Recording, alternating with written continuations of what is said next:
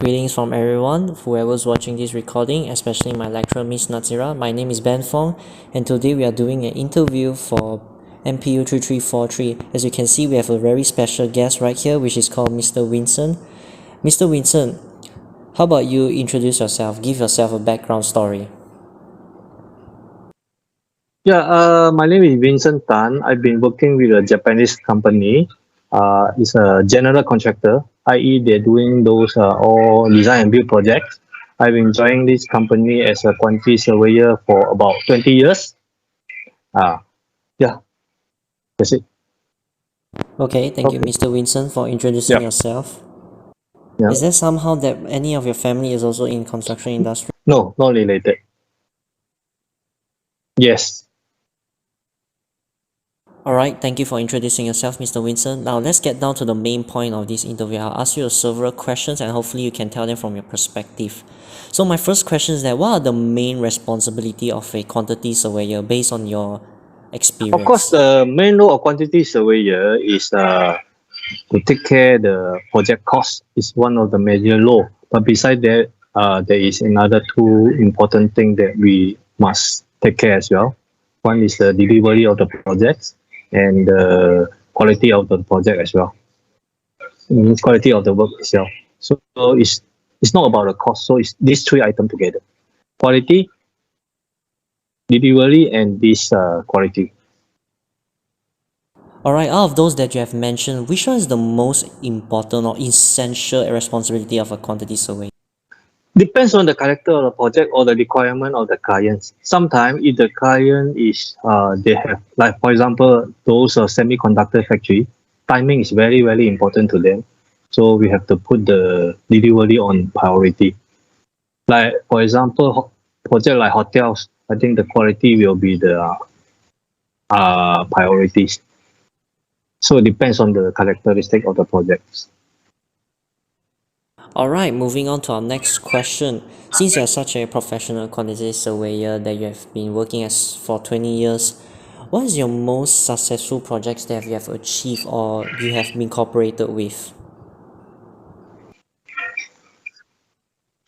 For an example, I did a project, I can't remember the years, probably 15 years ago. There is a shopping complex in Kepong. They call it MPK, Metro Prima Kepong. The project have a very tight schedule and also very low budget that's set by the client. So we have around 10 months to complete a shopping complex for around 60,000 square meter, and the budget is so tight. At the time, the price is arranged around 60 million. Uh, but our cost is around 68 million. So we are short of 8 million to complete the project. But the client give us a free hand, so you can change whatever spec you like to achieve this project. So finally, we managed to complete this project on time and also within the budget. But the other thing that we compromise is quality. So this project turned out the quality is so bad, but the client still can do business. So I feel, and the client is happy because fulfill the both element that they want. So I feel this is a very challenging project, and yeah, both parties are happy. We are happy. Client is happy. That's very nice to hear, Mr. Vincent. But what is the most important lesson that you have learned in that project? Teamwork. Without the without the cooperation from all the parties, including the subcon, consultants, clients, uh, those people among our company, it's not possible to achieve that. Teamwork is the most important factor. Yeah. Okay, it seems that you have mentioned that in your most successful project there are certain difficulties. However, from your experience, what is the most challenging project that you have worked with or you have worked for?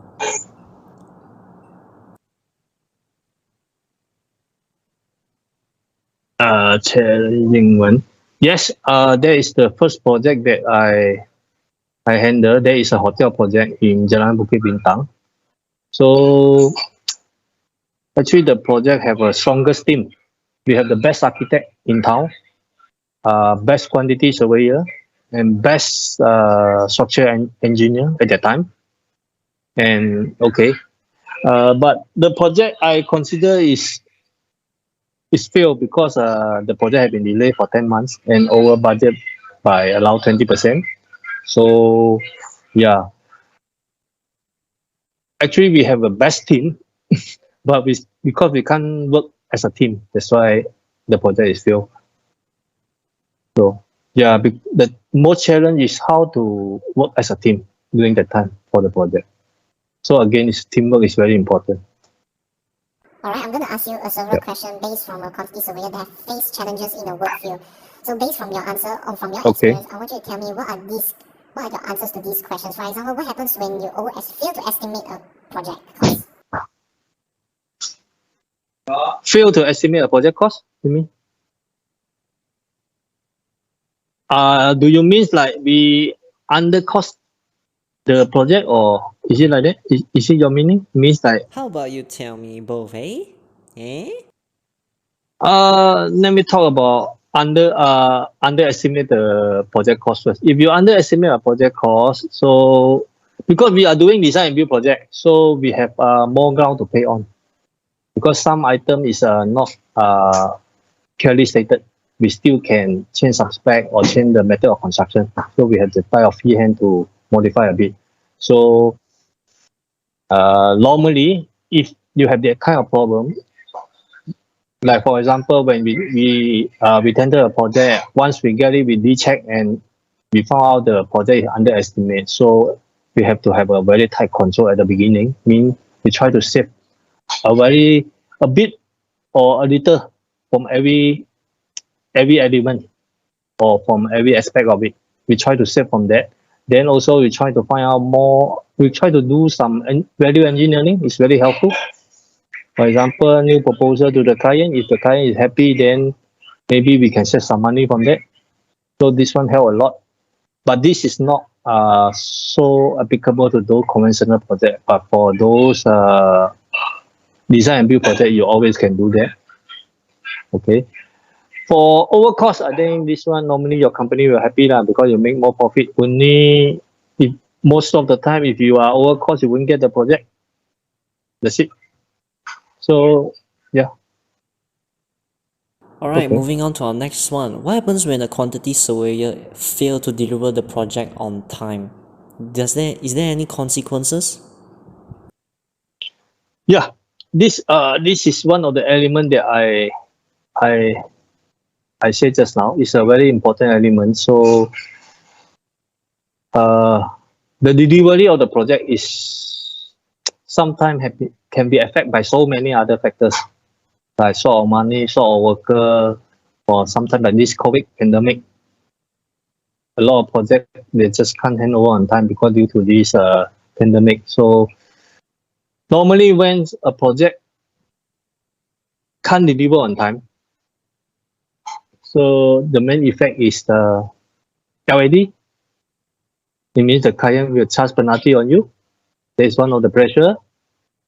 Secondly, of course, you have those pressure from your internal as well. You need to try to complete the project on time. So is this the time for you to increase the manpower, or you try to like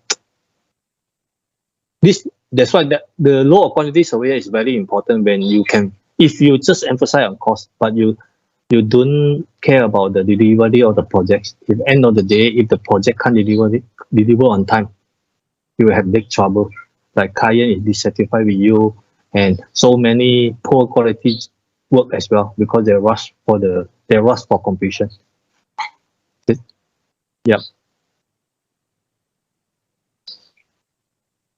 Okay. Alright, last but not least, this will be the last question for the challenges. For this one, from your experience, do you face any problem where you fail to get your inventories or supply from the supplier? Do you know any consequences Yeah. for that? Yeah, that's always happens. So a good or experienced quantity surveyor always will have their second option, or even have to check from time to time. Even the thing after you issue the LA or PO, you also need to check time to time. Like you set a milestone do my good, leave the port, especially those material deliver from overseas. You have to know when they leave the port, what is the time they arrive in our port. So you have to monitor them from time to time. And also you have to have option. If this supplier fail, then you always have other supplier to back up. Thank you so much, Mr. Vincent, for answering all my questions in this interview. But before we go to the closing of this interview session, I want to ask you one last question before we go off. For this one, do you have any suggestion for the quantity surveyor, especially newbies? Do you have any tips for them? Try to open your eye, learn more. Beside what you study from the like those are theory from the books. Yeah. Go more often to site, see how people are doing, how the Malaysia practice their construction work at site is very important for you. Will help you a lot, especially help you to estimate the how many labor you need to complete a job, what is the cost that hidden cost that you can't see from the drawings or the specifications. Like for example, in Malaysia, the cleaning cost can cost you a lot because I think the attitude of the worker when they do their job, they didn't really do the cleaning or do protection, the one can cause a lot of trouble later on. So really a good quantity surveyor, a newbie should start. Even he work in the office should go more often to site to understand more about how the site practice. Alright, and that is it for Okay. the interview session. And thank you once more, Mr. Vincent, again, for partaking or using your time No problem. No for problem. me to have this interview session. It was not easy to conduct it, especially to contact you. But however, we have done Okay. it, and hopefully, this interview session is informative for everyone that is You gonna will come watch back. it. Okay. And that's Bye. it. Thank you. Bye bye. Bye bye.